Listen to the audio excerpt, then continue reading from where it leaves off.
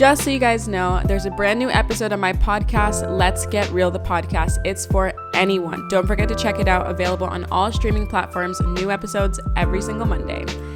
And of course, my book, Mindfulness Through the Stars, is available in Target, Amazon, pretty much anywhere you can find books nationwide. Go check it out. It's a mindfulness guide to becoming a better you through your zodiac sign. Lastly, if you've ever wanted guidance, clarity, or spiritual advice of any kind, Keen is the place for you. With access to thousands of trusted psychics, clairvoyants, tarot readers, and more, Keen is here to help. Use my link in the description to claim 10 minutes of talk time for only $1.99. Hi guys, welcome back to my channel. If you're new here, my name is Ashley and I make astrology videos here on YouTube. So today I figured I'd do like another reality TV one just while I figure out like the direction of the astrology content that I want to go towards. I'm going to be making some fun content for now and just like trying different things out. I really had fun with the ultimatum astrology breakdown, compatibility videos, so we're going to talk about Love is Blind today. I looked at the article, I skimmed through it. The zodiac signs are actually in it this time, so hopefully it's a lot more organized than the last video. I haven't actually read the article yet, so I still don't know the zodiac signs of each person, but yeah, we're gonna talk about it. So Love is Blind season 2 is a Netflix show. If you guys haven't heard of it, it aired a while ago, so it's not like as poppin' and as relevant as the ultimatum, but I feel like everyone's watched it by this point, so I figured I'd talk about it. If you haven't watched it, spoiler alert, I'm gonna be talking about the couples. I mean, if you haven't watched it, you're living under a rock. Go watch it. It's a good show. Also, if you like astrology content, make sure to subscribe to my channel. I also wrote a book on astrology. It's a self-help book that's pretty much dedicated to helping you find yourself through your zodiac sign.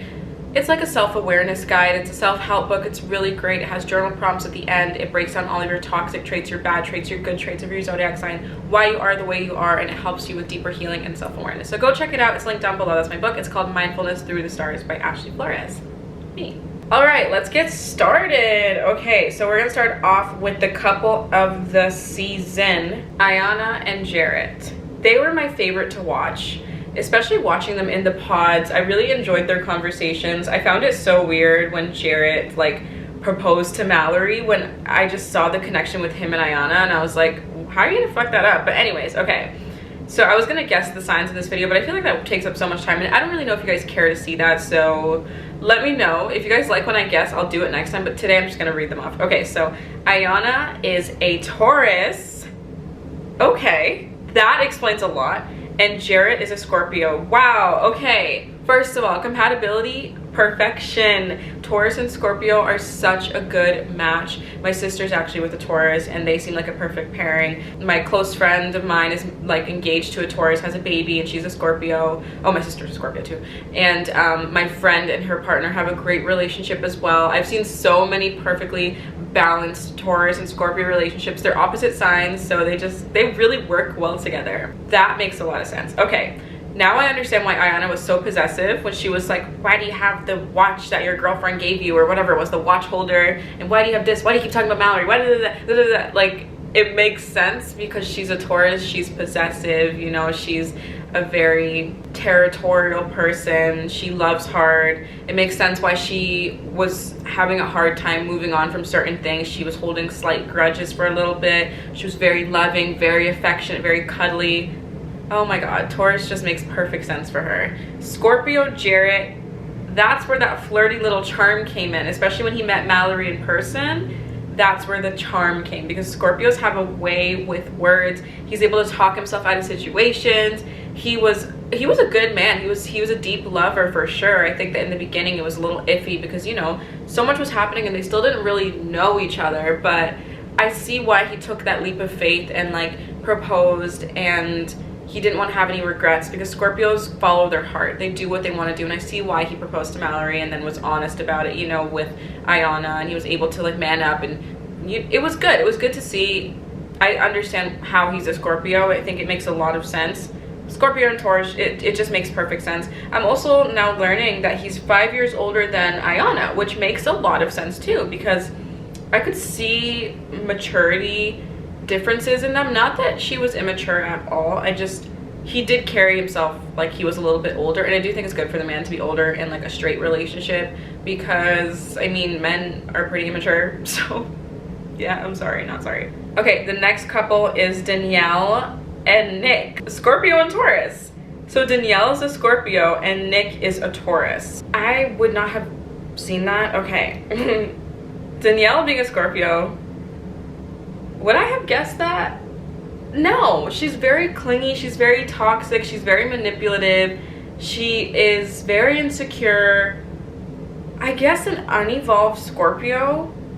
I mean, I don't know her personally, maybe she's evolved, but what she was given on TV was not it. If I were Nick, I would have ran for the hills. I don't even know if Danielle is Nick's type, but you know, hey, I mean, they looked happy on TV. Scorpio and Taurus, again, beautiful pairing. I mean, these must be unevolved. Okay, so here's the thing. I think Ayana and Jarrett are evolved Scorpio and Taurus, and I think that Danielle and Nick are unevolved Scorpio and Taurus. And I understand other astrology elements in their chart take place and have a big significant role, but we're talking sun signs here, okay? Before you guys come at me in the comments. I think that the unevolved Scorpio and Taurus pairing can be destructive because they are opposite signs, and when you don't have that beautiful balance of the evolved versions, it can get toxic because they still have a lot of healing to do. So I mean, I think Nick had a lot more maturity and he was able to, you know, handle himself better than Danielle, unfortunately. I think that they are a weird pairing, but they seem to work. Maybe the show edited them to look that way, I don't know, because they are still together and they are seemingly very happy. But yeah, I'm very surprised to hear Scorpio and Taurus. Danielle is a Scorpio. I mean, the jealousy makes sense. The jealousy does make sense. Nick being a Taurus, I mean, I don't see it. I wish I knew like their rising signs or something. But Nick is older than her by, oh wow, by like 7 years. That makes sense. Okay, Shane and Natalie. Oh my god. This makes sense. Another Taurus. Why are there so many Tauruses? Shane is a Taurus. Natalie is a Pisces. Okay, so I see Shane's temper as a Taurus behavior. He would go from 0 to 100. And Taurus don't get mad often, but when they do, it's like, whoa, what the fuck? He would like be so irrational. He would go 0 to 100. He was so difficult to reason with. Like, did you notice his energy when they would argue? Like, everything she'd say would be logical and it would go in one ear and out the other because he was so focused on his point and his argument and if he was right or not, whether he said that or not. Like, he was clearly just looking for validation and to be right in so many arguments. And I think Taurus makes a lot of sense. I probably wouldn't have guessed it, but it definitely makes sense because a lot of his traits, he was so stubborn. He was super stubborn.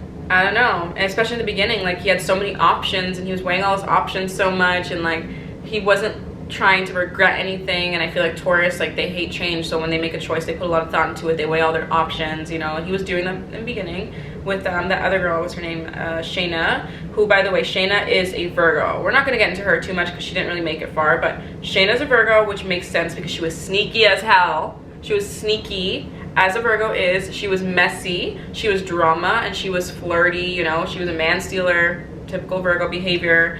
But yeah, Natalie is a Pisces. I understand how she was such a deep lover now. Natalie's younger than Shane by a couple years, like 3 years. She was a very soft personality. I liked Natalie. At first I hated her, actually. I did not like her, but I warmed up to her. She grew on me eventually. She was logical, but she was also emotional, but she didn't allow her emotions to take over every conversation, and she had her shit together as a Pisces. Surprisingly, doesn't usually.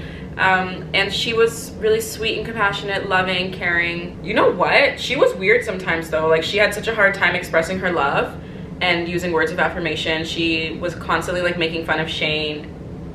You know what? Pisces for Natalie? Pisces are usually like mushy, gushy softies, like telling you they love you every 5 seconds. So that's interesting. But when it comes to Taurus and Pisces, you know, I do think that Taurus and Pisces can work.